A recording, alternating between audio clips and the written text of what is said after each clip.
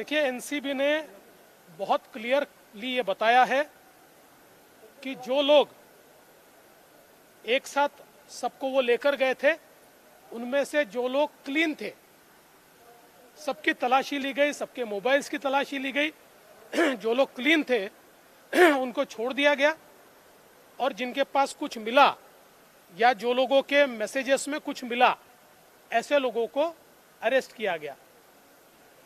अब ये जो ड्रग्स का मामला है, एक प्रकार से हमारे समाज को ये बिगाड़ रहा है, हमारे बच्चों को ये बिगाड़ रहा है।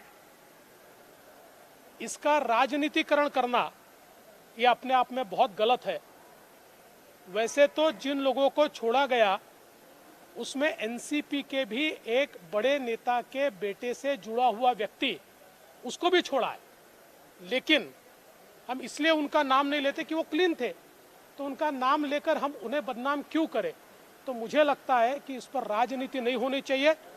हमारे बच्चों को बिगाड़ने वाली ये जो ड्रग्स की महामारी है या ये जो गलत लत है, इससे लड़ने के लिए हम सबने एक साथ आकर काम करना चाहिए, ऐसा मेरा मानना है। देखिए, आईटी विभाग ने जो छापामारी की है, पहले तो उन्होंने एक प्रेस नोट में बताया, जिसको बहुत गंभीरता से लेना चाहिए, कि महाराष्ट्र में इस छापामारी में 1000 करोड़ रुपए की दलाली और ट्रांसफर्स में पैसा, इसके सारे एविडेंस उनको मिले हैं। उसका सारा हिसाब मिला है, किसके पास पैसा गया मिला है, इसमें नेता है, इसमें कई अधिकारी है।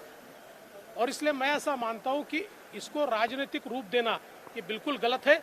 इसकी तफ्तीश होनी चाहिए। अभी तो इतनी जानकारी बाहर आई है, जब आईटी विभाग और जानकारी देगा तब इसके ऊपर हम और डिटेल्ड अपनी प्रतिक्रिया दे पाएंगे। दूसरा, जो छापामारी कल परसों हुई है, वो किसी परिवार के ऊपर नहीं हुई है, किसी परिवार को टारगेट करने के लिए भी नहीं हुई है।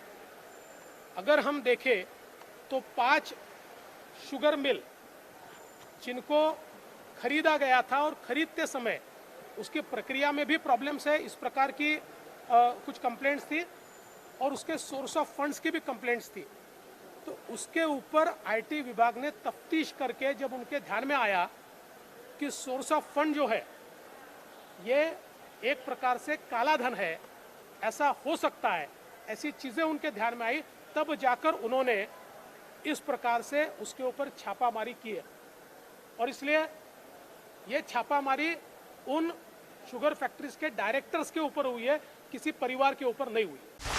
Subscribe to Nation Next YouTube channel and press the bell icon to get regular updates from Nation Next. Also like Nation Next Facebook page and follow us on Instagram and Twitter.